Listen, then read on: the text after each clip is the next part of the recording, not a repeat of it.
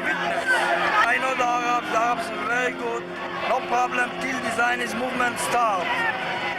My grandmother tell me, before the Zionist movement start, they babysitting each other, the kids. They borrow from both each other like brothers, like brothers.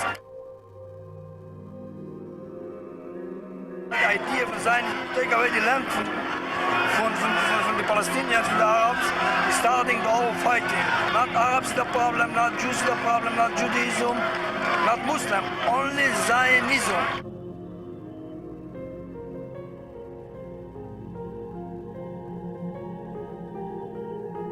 The events of 1948 were a defining moment for the Middle East, and from that point onward created instability throughout the region. Violent tensions continued and led to another war in 1967.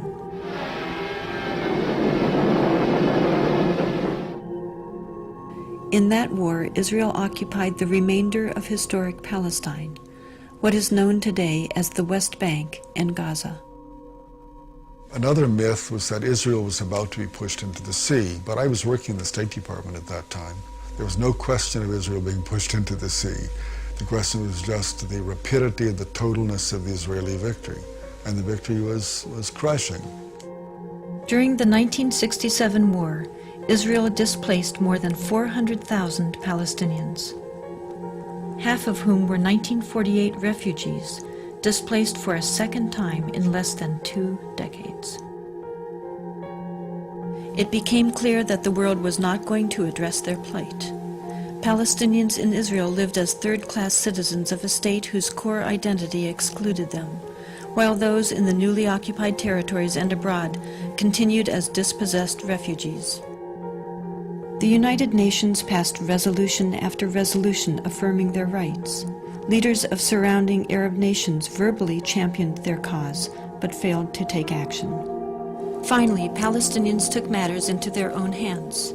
There was a mass uprising, in Arabic an intifada, shaking off, as people throughout the West Bank and Gaza Strip rebelled.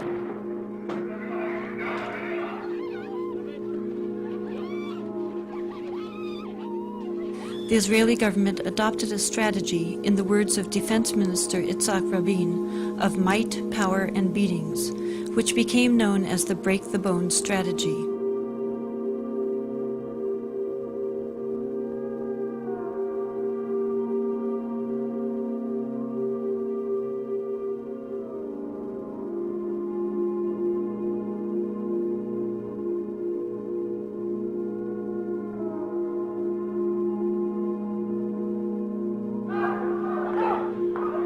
Thousands of Palestinians were rounded up and imprisoned.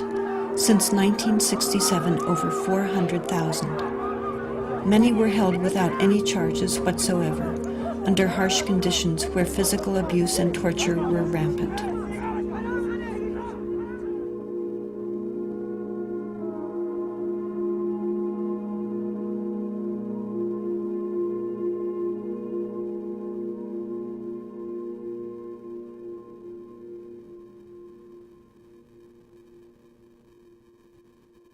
Today, we bear witness to an extraordinary act in one of history's defining dramas. The Oslo process begins officially with the handshake on the White House lawn.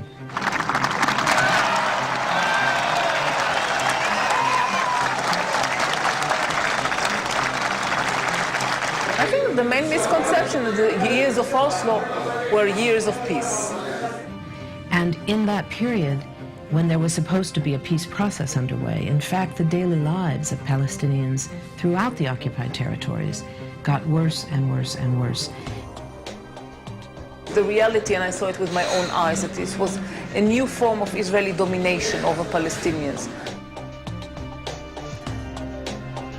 Economic and social rights, which are rights to health, education, work, etc. These areas are the areas that declined the worst for the majority of Palestinians, almost all Palestinians. All the economic indicators turned for the worse under Oslo during this peace process. Moreover, Israeli settlements have continued to expand throughout that period.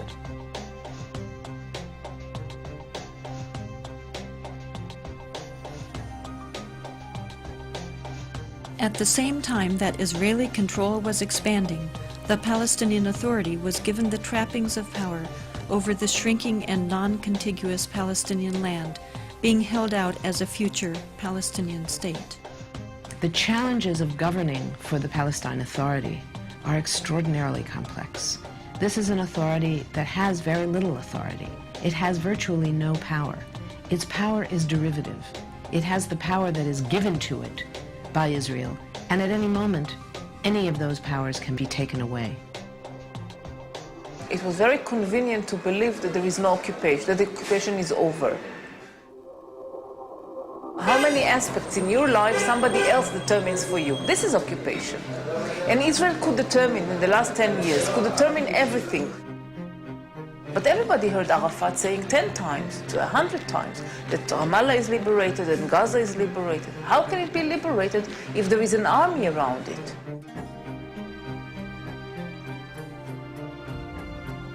The Palestinian officials spoke very warmly about the situation, about the reality, and they were hiding the fact that for the great majority of the population, these years were a disaster. Those abuses, those violations of the public trust have been happening regularly since the Oslo process began. Palestinians who would protest against Oslo were labeled as terrorists. The authority would not allow it, the PA. Instead of having a real national authority, you had this corrupt institution whose main task, as far as Israel is concerned, was to police the Palestinians and prevent them from resisting the continuing occupation. It has wasted a lot of the money the international community has given it. One sees the villas of the leading Palestinian officials and the poverty with which the Palestinian masses are living in.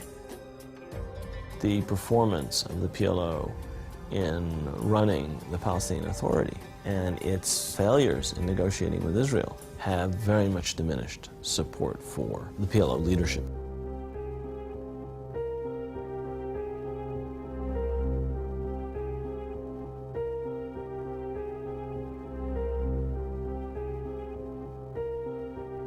While Americans were being told by the media that a peace process was moving forward, Israel continued its policy of home demolitions.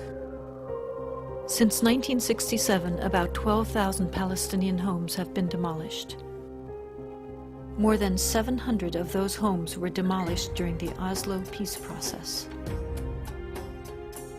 What you've got to have, and I think it's a fair demand on the part of Palestinians, that during the process of negotiation, you're not turning over more and more territory to Israeli settlers and changing the character of the land that you're supposed to be negotiating about. The notion that this is going to be a negotiable question does not ring true to any Palestinian who lives up against one of these settlements, which are continually expanding. And what does it mean to expand? It means you steal more land.